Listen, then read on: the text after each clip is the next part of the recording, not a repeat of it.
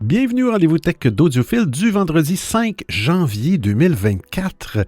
Comme à toutes les semaines, je profite de ce moment pour vous partager les actualités technologiques et parfois scientifiques que j'ai vues passer depuis notre dernier rendez-vous. Bonne année tout le monde! Je vous l'ai souhaité dans le dernier épisode, mais je souhaite plein de belles choses, toutes les choses qu'on se souhaite normalement. Bonheur, santé, prospérité, argent, non. Belle technologique. Non, faut prendre des résolutions. Moi, j'en ai une résolution, j'en ai pris beaucoup en 2023. Je n'avais pas pris vraiment, mais j'ai fait beaucoup de changements dans mes habitudes au niveau, en tout cas, bref, du monde merveilleux de la technologie.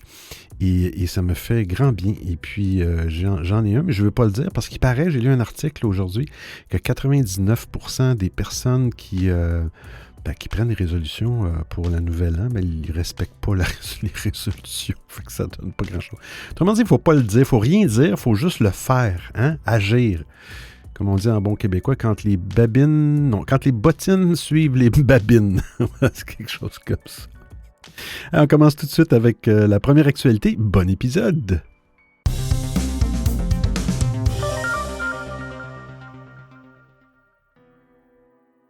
Quelques jours après Android, Microsoft Copilot vient de débarquer sur iOS. Il n'aura pas fallu attendre longtemps après sa sortie surprise sur Android pour voir Microsoft Copilot se frayer un chemin sur nos iPhones. L'application du géant de Redmond, dans l'article c'est Raymond, mais c'est Redmond, et non Raymond, anciennement baptisé Bing Chat, permet notamment d'utiliser les modèles ChatGPT-4 et DALL-E 3 pour une expérience très complète allant de la génération d'images aux échanges textuels sur à peu près n'importe quel sujet. Avec Copilot, Microsoft a beaucoup mis l'accent sur l'aide offerte par cet outil aux développeurs et aux codeurs. Alors, quand iGen ont demandé à Copilot d'annoncer elle-même sa sortie sur iOS, mais l'application de Microsoft a spontanément mis ce point en avant. Et je cite, « Copilot est une application révolutionnaire qui a transformé la façon dont les développeurs programment, disponible maintenant pour iOS. » Une voix robotique.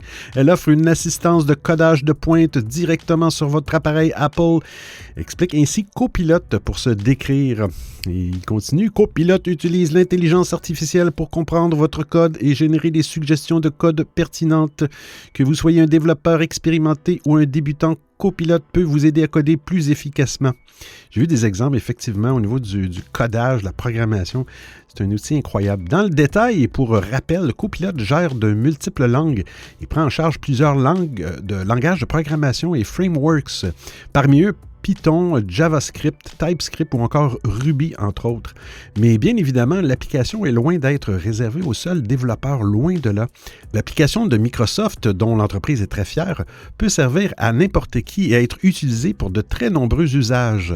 Aider à organiser un voyage, répondre à des questions, écrire une chanson, raconter une blague, produire un graphique ou un tableau, calculer le montant d'une facture, payer la facture. Non, les contextes d'utilisation potentiels ne manquent pas. Quoi qu'il en soit, et dans le contexte de ce lancement sur iOS, l'application devient donc accessible sur l'iPhone, mais aussi sur iPad.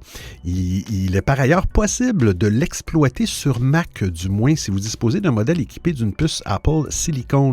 Effectivement, sur les fameux Mac M1, M2, M3, on peut exécuter des applications iOS si elles ont été permises sur Mac.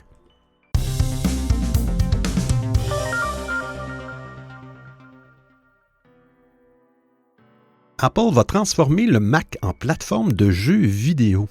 Ça reste bientôt la fin de la domination de Microsoft sur le jeu vidéo PC. Eh bien, Apple veut contester l'éditeur de Windows dans son domaine de prédilection. Dans une nouvelle interview accordée aux médias Inverse, Apple a donné un aperçu de ses travaux visant à transformer le Mac en plateforme gaming digne de ce nom. Gordon Keppel, qui est le responsable du marketing des produits Mac chez Apple, souligne ainsi dans les pages reportage d'Inverse que l'arrivée des processeurs Apple Silicon a radicalement changé la donne. Je cite aujourd'hui, tous les Mac équipés d'Apple Silicon peuvent faire tourner des jeux AAA de manière fantastique grâce aux CPU M1, M2 et M3 qui ont apporté d'énormes améliorations graphiques aux ordinateurs d'Apple. Leland Martin, qui est responsable du marketing logiciel chez Apple, ajoute qu'Apple Silicon a également simplifié le processus de développement des jeux sur le Mac. Et je le cite, si vous regardez la gamme Mac, il y a quelques années, il y avait plusieurs types de GPU, des cartes graphiques intégrées. Cela peut ajouter de la complexité lorsque vous développez des jeux. Le cadre d'Apple souligne ainsi que les différentes configurations matérielles peuvent compliquer la tâche. Apple aurait ainsi éliminé ce problème en créant une plateforme de jeu unifiée pour l'iPhone, l'iPad et le Mac. Leland Martin explique qu'une fois qu'un jeu est conçu pour une plateforme, il est facile de l'adapter pour les deux autres. C'est notamment le cas de Resident Evil Village, lancé d'abord sur Mac, puis sur iPhone et iPad. Les ambitions d'Apple en matière de jeux vidéo sont désormais claires. Lors de la WWDC 2023, Apple présentait le Game Porting Toolkit, qui permet de lancer les jeux vidéo Windows sur Mac. Alors, cet outil traduit instantanément les jeux Windows pour les faire tourner sur macOS, ce qui permet aux développeurs de lancer une version non modifiée d'un jeu Windows sur Mac pour voir si le jeu est fonctionnel avant d'effectuer un véritable portage.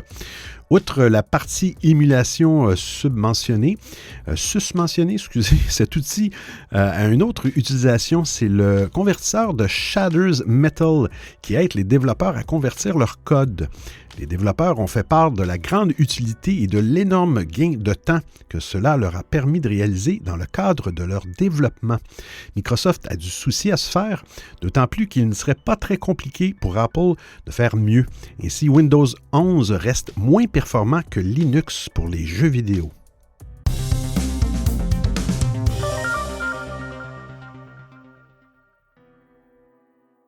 Android 14 s'attaque enfin aux bloatwares. Bloatwares. Première fois que j'entends ça. Android 14 s'invite progressivement sur les smartphones éligibles depuis le déploiement de sa version stable. Les utilisateurs ont ainsi déjà pu mettre à l'épreuve certaines fonctionnalités à l'instar de la localisation en temps réel sur Google Contacts, du retour en arrière prédictif ou encore de l'Ultra HDR. Aujourd'hui, c'est une nouvelle option découverte par l'expert Michal Raman qui fait grand bruit. Et pour cause, celle-ci promet de s'attaquer à un fléau qui empoisonne la vie des usagers, les bloatwares. Ces applications sont préinstallées par défaut sur les smartphones par les constructeurs, suite à des accords avec les éditeurs.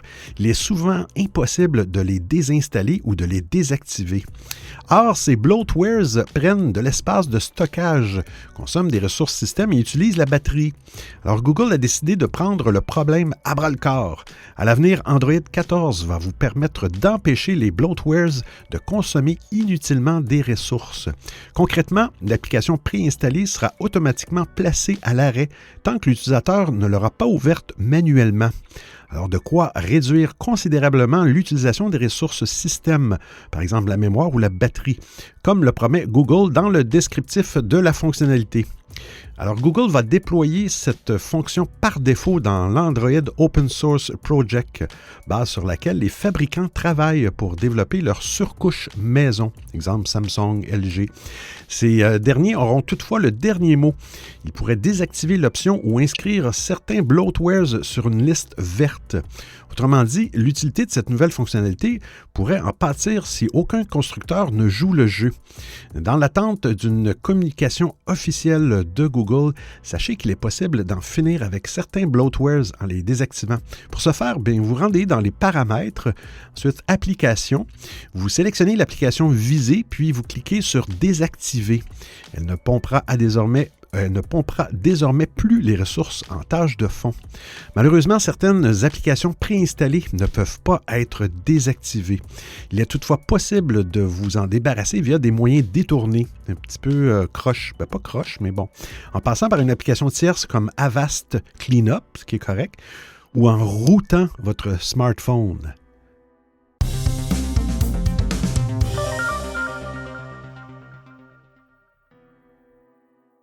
Google Maps, le mode voiture bientôt supprimé.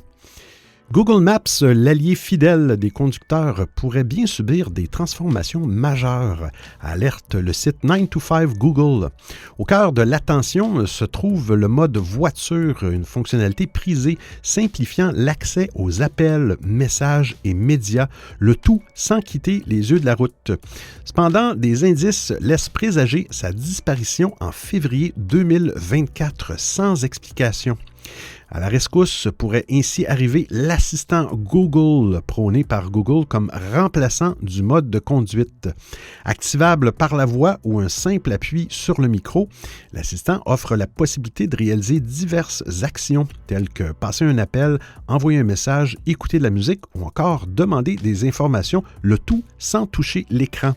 Une stratégie axée sur l'intelligence artificielle visant à rendre la conduite plus sûre et plus fluide. Cependant, cette transition pourrait susciter des réactions mitigées.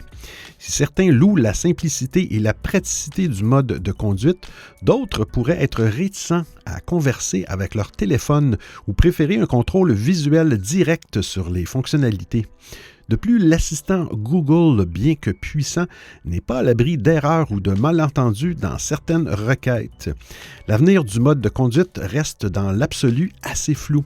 Il demeure incertain si Google prévoit une alternative ou si cette fonctionnalité sera définitivement abandonnée. Actuellement disponible sur les téléphones Android et non sur iOS, ce mode de conduite offre une expérience unique, tout comme Android Auto, bien que ce dernier nécessite un écran compatible dans le véhicule. Les conducteurs devront peut-être bientôt s'adapter à une nouvelle manière d'interagir avec Google Maps sur la route.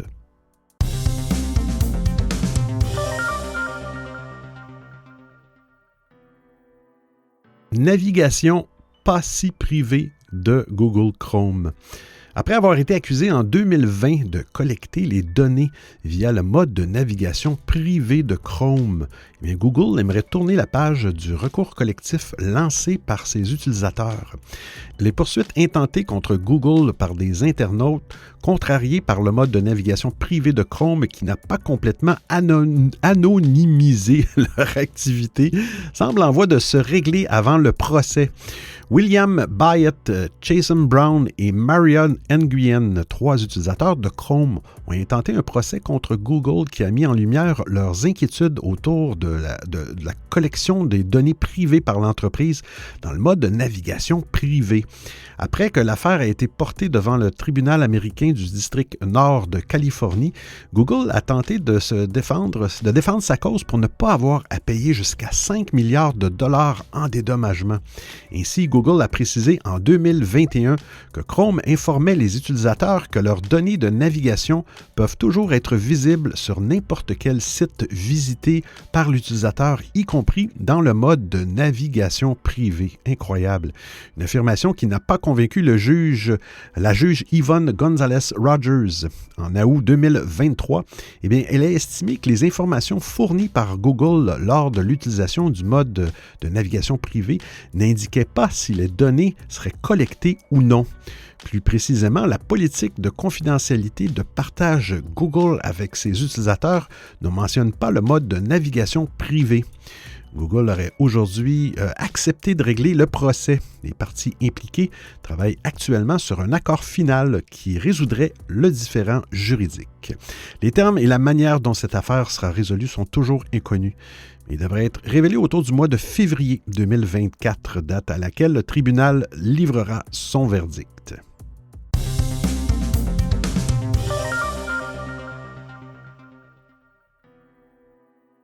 Amazon a choisi son carburant. Plug, c'est le ex-Plug Power, le nom de l'entreprise, et Amazon ont annoncé la finalisation de l'installation d'une première machine à fabriquer de l'hydrogène sur le site de distribution de la ville d'Aurora dans le Colorado. L'électrolyseur, ce composant indispensable pour séparer l'hydrogène de l'oxygène à partir de l'eau, va donc permettre de produire de l'hydrogène directement dans les centres Amazon sans qu'il n'y ait besoin de le transporter par camion. Un moyen d'éviter d'augmenter l'empreinte carbone, je cite, cite, « La production sur site rendra l'utilisation de l'hydrogène encore plus économe en énergie pour certains emplacements et types d'installations », déclarait Assad Jeffrey, directeur de programme pour une économie basée sur l'hydrogène chez Amazon. Dans la vidéo, dans l'article que vous allez voir, on peut voir un exemple du fonctionnement actuel avec des citernes qui impliquent des livraisons par camion. Eh bien, avec un seul électrolyseur plug, Amazon compte produire du carburant pour alimenter 225 engins, même si la société de piles à combustible expliquait que l'électrolyseur d'un mégawatt livré pourrait couvrir jusqu'à 400 machines. Jusqu'à présent, Amazon a plus discrètement préparé son pivot en passant ses machines à une alimentation à l'hydrogène, toujours avec Plug comme partenaire. Le renouvellement a commencé en 2016 et à ce jour, 80 centres de préparation de commandes sont concernés en Amérique du Nord avec 17 000 piles à combustible installées. Une opportunité à la fois pour Plug, mais aussi pour Amazon, qui doit impérativement trouver des solutions pour réduire son empreinte de carbone. L'engagement dans l'hydrogène a été plus précisément officialisé en août 2022, avec la commande de près de 10 000 tonnes par an d'hydrogène à la société Plug. À ce moment, Amazon prenait aussi des parts dans Plug et la société annonçait qu'elle allait se mettre à produire à un rythme de 70 tonnes par jour. Mais l'hydrogène vert présenté doit encore être issu d'une électricité entièrement décarbonée. Aux États-Unis, 60% de l'électricité est issue de combustion fossile. D'ici 2025, la société s'est engagée à produire suffisamment d'électricité verte pour répondre à ses besoins, mais il n'a pas été clairement mentionné que les électrolyseurs et la fabrication d'hydrogène seront compris sur la balance.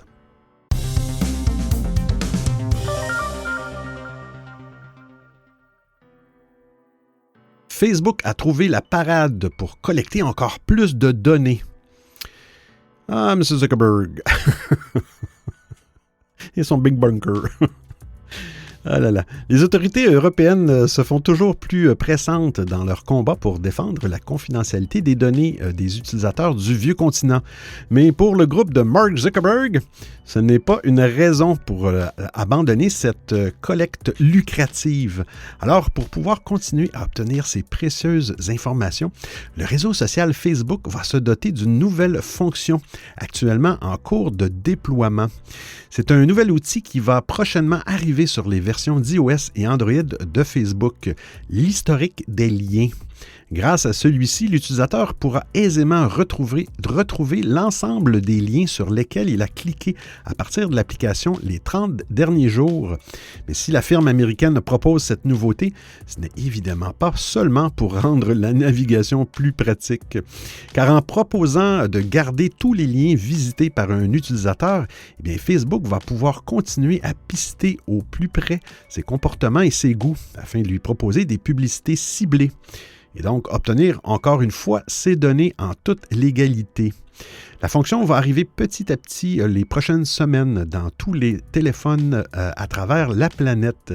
Il est donc possible que vous ne la voyez pas encore apparaître.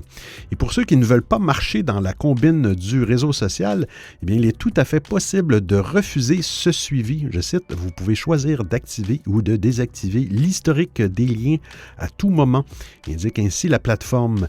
Pour ce faire, il faudra effectuer la manœuvre suivante. Vous cliquez sur un lien dans l'application Facebook afin de faire apparaître le navigateur interne, tu sais, celui où que Facebook enregistre toutes les touches que vous tapez, incluant vos mots de passe, et c'est bien celui-ci. Appuyez sur les 3 points qui s'affichent en bas de l'écran et ensuite sur Paramètres du navigateur. L'entrée autorisée, l'historique des liens apparaît. Alors vous cochez ou vous décochez l'autorisation. À noter, explique la plateforme que je le cite, lorsque vous désactivez l'historique des liens, alors Meta peut mettre jusqu'à 90 jours pour procéder à la suppression.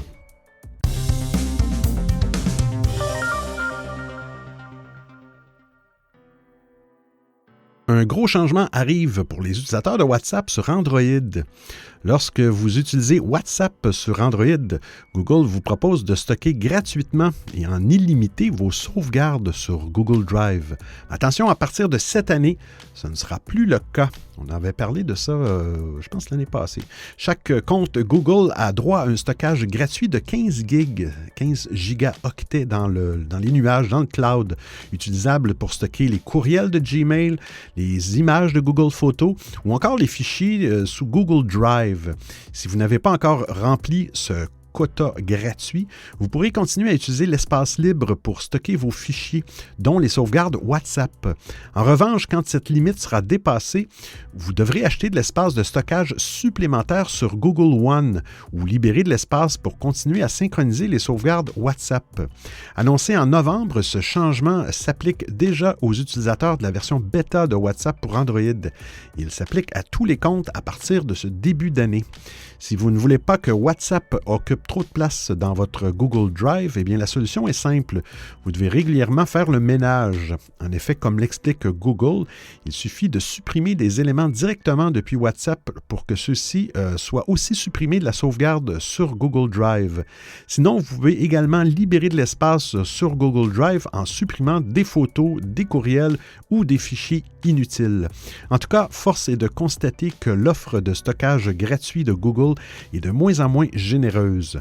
Pour rappel, Google a mis fin au stockage gratuit et illimité des images sur Google Photos en 2021. Et cette année, il met aussi fin au stockage gratuit et illimité des sauvegardes WhatsApp.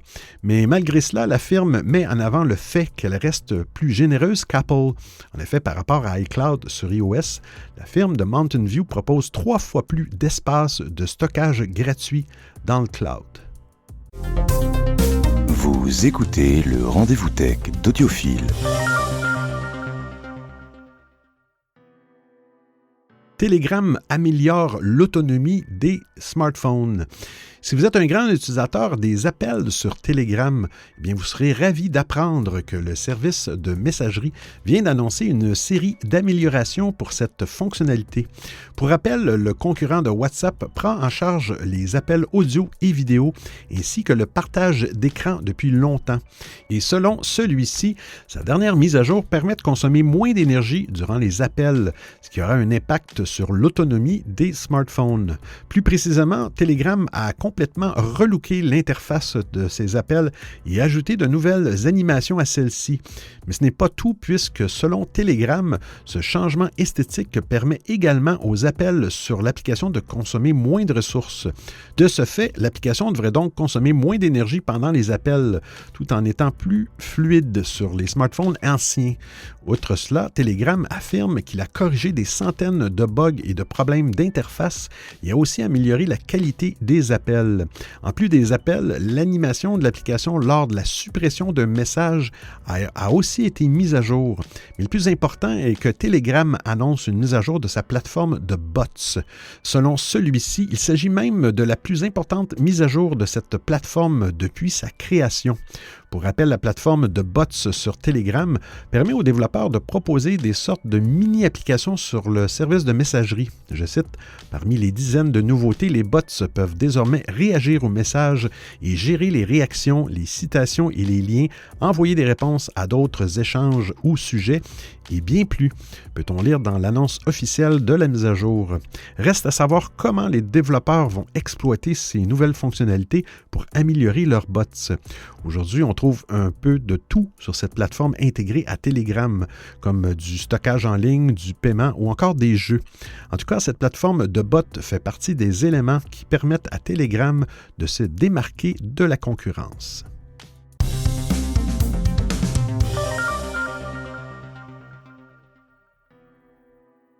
TikTok va faire plaisir aux mélomanes.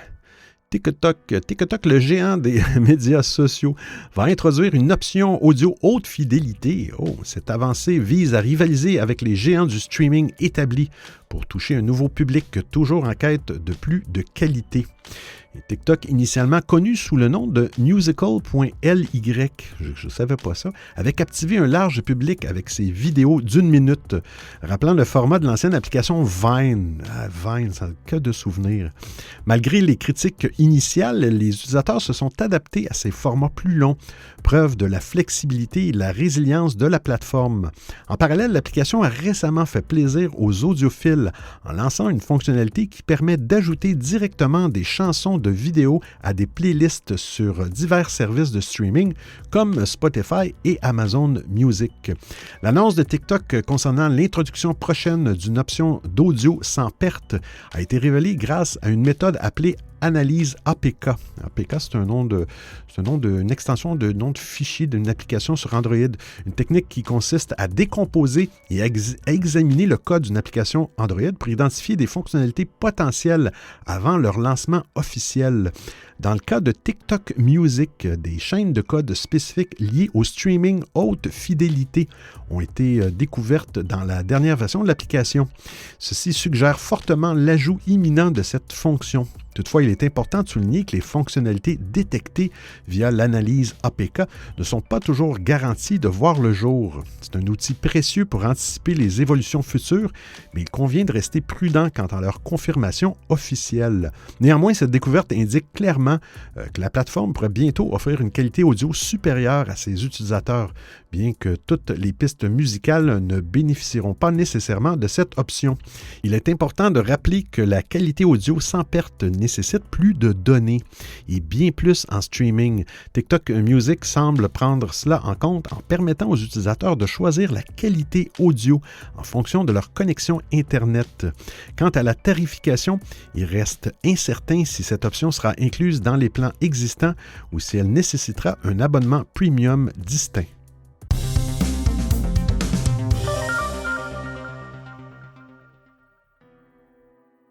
LastPass veut vous forcer à rallonger votre mot de passe maître.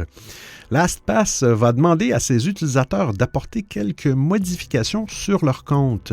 Après avoir été piraté à 2 reprises au courant de 2022, l'éditeur du gestionnaire de mots de passe a en effet décidé de serrer la vis. Les utilisateurs doivent désormais se soumettre à de nouvelles exigences dans le but d'améliorer la sécurité de leur compte. LastPass veut ainsi les obliger à rallonger leur mot de passe maître ou à renforcer la complexité de celui-ci, mais aussi à assurer que l'authentification multifacteur soit bien paramétrée. Depuis 2018, l'éditeur LastPass suggérait par défaut à ses utilisateurs de configurer un mot de passe maître comportant 12 caractères. Cependant, rien ne forçait ceux-ci à suivre ces recommandations. Les clients avaient en effet la possibilité d'ignorer ce conseil et ainsi de configurer un mot de passe plus court, comme 1, 2, 3, 4. Mais les choses vont changer. À compter de ce mois de janvier 2024, tous les utilisateurs de LastPass devront impérativement modifier leur mot de passe maître afin que celui-ci comporte au moins 12 caractères. Une exigence déjà en place depuis avril 2023 chez tous les nouveaux clients, ainsi que chez les utilisateurs ayant réinitialisé leur mot de passe maître. Un courriel sera envoyé chez tous les clients dans le courant du mois. Outre la longueur minimale du mot de passe maître, l'éditeur de LastPass donne une liste de bonnes pratiques qu'il invite à suivre. Il suggère ainsi d'aller au-delà des 12 caractères et d'utiliser des majuscules, minuscules, chiffres et caractères spéciaux. Les utilisateurs sont également enjoints à choisir un mot de passe mémorisable, sans pour qu'il ne soit pour autant facile à deviner. Une phrase secrète remplirait par exemple tous ces critères. LastPass donne par ailleurs une liste de tout ce qu'il ne faut pas faire, ne pas utiliser son adresse de courriel comme mot de passe de maître, ni d'inclure d'informations personnelles. Un bon mot de passe maître ne doit pas contenir de caractères séquentiels ou répétés, et surtout celui-ci doit être unique et n'avoir pas été utilisé sur un autre compte ou une autre application. Des conseils pleins de bon sens donc, mais qui semblent être encore en 2024 largement ignorés par un trop grand nombre d'utilisateurs. Enfin, l'éditeur indique qu'il se chargera de réaliser je cite, des contrôles immédiats des mots de passe maîtres nouveaux et modifiés en les comparant à une liste connue d'identifiants compromis afin de vérifier qu'ils n'ont pas été précédemment exposés sur le dark web. Lorsqu'un mot de passe maître identifié comme ayant été compromis, le client concerné sera invité à modifier un nouveau mot de passe avant de pouvoir continuer à utiliser son trousseau d'accès.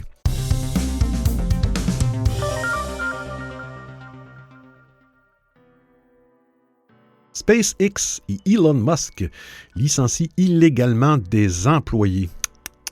L'histoire remonte au mois de juin 2022, Quand même, à l'époque, 9 employés avaient produit une lettre ouverte qu'ils avaient fait circuler en interne et dans laquelle ils critiquaient le comportement de leur patron sur les réseaux sociaux. La réponse de la direction ne s'est alors pas faite attendre, puisque 5 d'entre eux étaient licenciés le lendemain et les 4 autres durant l'été. Aujourd'hui, ils organisent leur contre-attaque. 8 des 9 salariés licenciés l'an dernier vont pouvoir demander des comptes à Elon Musk à travers une action en justice intentée par le National Labor Relations Board. National Labor Relations Board, NLRB, l'équivalent américain de l'inspection du travail ou du Code du travail. Pour rappel, il critiquait les nombreux tweets sexuellement suggestifs postés depuis 2020 par leur désormais ex-patron. Il demandait à la direction de condamner ce comportement nuisible. Pour eux, celui-ci était une source fréquente de distraction et d'embarras. La plainte déposée pour leur compte par le NLRB explique que leur limogeage serait une pratique illicite car les employés se seraient livrés à une activité concertée protégée sur le lieu de travail. Ils ajoutent que la direction a mené une enquête en interrogeant au moins un employé pour connaître l'identité des personnes derrière la lettre et aurait montré des captures écran d'un groupe Signal où se retrouvaient plusieurs salariés, montrant par là qu'elle les surveillait. À l'époque, la présidente Gwynne Shotwell avait balayé d'un revers de la main les critiques, expliquant avoir trop de travail critique à accomplir, avant d'ajouter « Nous n'avons pas besoin de ce genre d'activisme excessif ». Reste que l'Agence fédérale américaine du travail pense avoir un dossier assez solide pour aller devant un juge avec une première audience programmée le 5 mars prochain. SpaceX a par ailleurs toujours le choix de prendre la voie de la conciliation en cherchant à trouver un accord avant le passage au tribunal. Si l'entreprise est déclarée coupable, les salariés pourraient être réinstitués à leurs anciens postes, le tout avec des arriérés de salaire correspondants.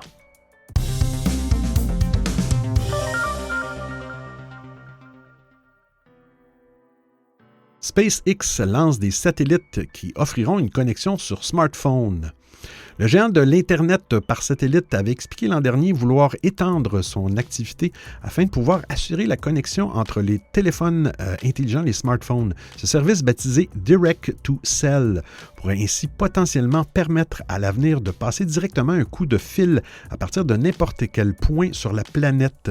Il va pouvoir être rapidement testé grâce au lancement de ces nouveaux satellites. Le public est tellement habitué au lancement de SpaceX qu'il n'y fait plus vraiment attention. Mais celui-ci qui vient d'avoir lieu devrait tout de même retenir l'attention. Les 6 satellites envoyés dans l'espace seront en effet les premiers de l'entreprise destinés à ce fameux service Direct to Cell. Celui-ci va ainsi pouvoir être mis à l'essai d'abord aux États-Unis. La firme américaine veut aller crescendo dans le développement de l'activité et n'offrira donc en 2024 que la possibilité d'envoyer des SMS via ces satellites. Le service devrait être étendu durant l'année à d'autres pays, alors qu'en 2025, les appels vocaux et les données Internet devraient être ajoutées à l'offre. Elon Musk a communiqué directement sur ce lancement sur son réseau X. Il a précisé que Direct to Cell permettra une connectivité par le téléphone mobile partout sur la Terre. Cependant, le réseau opérera sur le réseau 4G traditionnel, ce qui fait dire à l'homme le plus riche du monde qu'il s'agit pour le moment d'une solution téléphone de niche. Et je cite, « Bien qu'il s'agisse d'une excellente solution pour les endroits dépourvus de connectivité cellulaire, elle n'est pas vraiment compétitive par rapport au réseau cellulaire terrestre existant », a-t-il ainsi expliqué. Reste qu'en ajoutant le téléphone à son offre d'Internet par satellite, Starlink risque d'être de plus en plus attractif dans les années à venir, ce qui devrait rapidement entraîner des demandes de conformité plus grandes de la part des gouvernements, ce qui est d'ailleurs déjà le cas du côté de la France.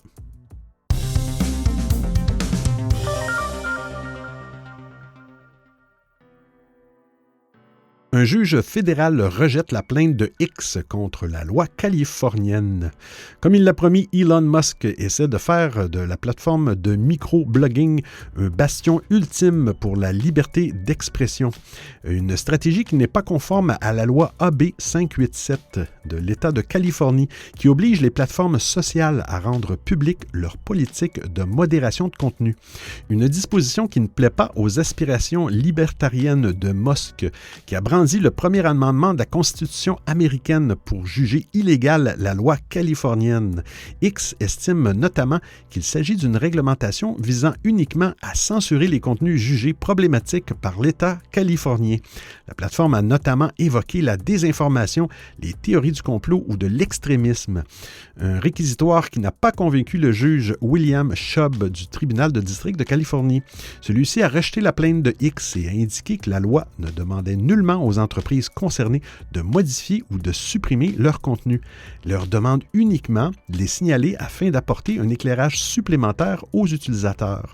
Pour résumer sa décision, le juge Shubb a déclaré que les rapports exigés par l'AB 587 étaient purement factuels. Il a également rejeté les dires de X, qui estime que la loi est trop vague et imprécise. Le juge a insisté sur le fait que la réglementation désignait clairement les types de contenus auxquels elle s'appliquait: violence, discrimination, harcèlement, élection ou encore santé publique. À la suite du délibéré, Rob Bonta, le procureur général de la Californie, a exprimé toute sa satisfaction. Il a parlé de victoire pour la démocratie. Il a déclaré que la loi AB 587 était une étape importante pour protéger les Californiens contre la désinformation et la manipulation en ligne. De son côté, X, qui est également en plein bras de fer avec l'Union européenne pour les mêmes problèmes, a exprimé toute sa déception et son intention de faire appel. Dans un communiqué, il a précisé que la loi était, je cite, « une atteinte inconstitutionnelle à la liberté d'expression » et qui menaçait l'innovation et la diversité des voix sur l'Internet.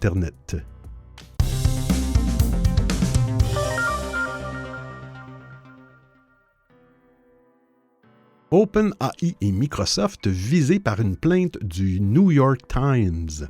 Le New York Times annonce avoir engagé des poursuites contre OpenAI et Microsoft pour violation de droits d'auteur. Cette action en justice est le dernier volet d'un conflit qui enfle entre les médias traditionnels et les géants de la Big Tech. Il pose dans l'ensemble des questions fondamentales sur l'avenir de l'information, du journalisme et de l'intelligence artificielle. Le New York Times reproche aux deux sociétés d'avoir entraîné leur modèle d'intelligence artificielle en copiant et en utilisant les millions d'articles de la publication. Le litige souligne la complexité de l'interaction entre le droit d'auteur et les technologies émergentes, notamment les modèles de langage de grande envergure, les LLM, qui sont au cœur de produits tels que ChatGPT et Microsoft Copilot. Le quotidien américain allègue que ces modèles peuvent non seulement réciter les contenus du Times mot pour mot, mais aussi les résumer étroitement et en imiter le style expressif. Cette situation, selon le Times, porte atteinte à sa relation avec ses lecteurs et prive le journal de revenus issus des abonnements, des licences, de la publicité et de l'affiliation. Cette plainte survient après des mois de négociations infructueuses entre le Times et les deux entreprises technologiques. Le New York Times cherchait à négocier une compensation juste pour l'utilisation de son contenu, mais aucune solution satisfaisante pour les parties n'a été trouvée. Ni OpenAI ni Microsoft n'ont immédiatement répondu aux demandes de commentaires de la presse. Le Times, ainsi que d'autres médias comme la BBC, CNN et Reuters, bloquent depuis quelques mois le crawler web d'OpenAI, empêchant l'entreprise de continuer à aspirer du contenu sur leur site pour entraîner ses modèles d'intelligence artificielle. Le dénouement du procès pourrait définir un précédent majeur dans le domaine de l'intelligence artificielle et des droits d'auteur, influençant ainsi la manière dont les entreprises technologiques interagissent avec les créateurs de contenu à l'avenir. Il pose de nouveau au cœur du débat le besoin pressant de lignes directrices claires et de législation adaptée pour naviguer dans cette nouvelle ère où l'intelligence artificielle et le journalisme s'entrecroisent. Alors j'espère que vous appréciez le format et le contenu de l'émission. Si vous avez des suggestions d'actualité, des commentaires, vous voulez m'envoyer un message audio ou simplement me payer un café, eh bien c'est très simple. Vous trouverez tous les liens sur www.audiophile.com. Il y a même une section nommée Docu, le rendez-vous tech d'Audiophile intégral avec l'ensemble des références web ou liens URL. Et je vous remercie de m'avoir prêté vos oreilles pendant l'écoute de cet épisode. Et c'est terminé pour aujourd'hui. Premier épisode de 2024, saison 4. Vous allez voir, si vous allez sur le site audiophile.com, vous allez dans les références du rendez-vous tech d'Audiophile, URL et tout ça. Vous allez voir que vous allez percevoir que le nouveau document a juste la page avec les références de cette semaine. Si vous voulez faire référence aux saisons précédentes, je pense que c'est le deuxième diapo dans le document. Vous allez avoir toutes les saisons avec un lien qui vous ramène vers un autre document selon la saison que vous désirez. Hein? C'est-tu pas beau, ça? C'est-tu magique, la technologie? Ah là là. Hey, on se retrouve la semaine prochaine pour un autre épisode du Rendez-vous Tech d'Audiophile. Hein? J'ai coupé un bout de ma conclusion. D'ici là, portez-vous bien. Ciao, ciao tout le monde!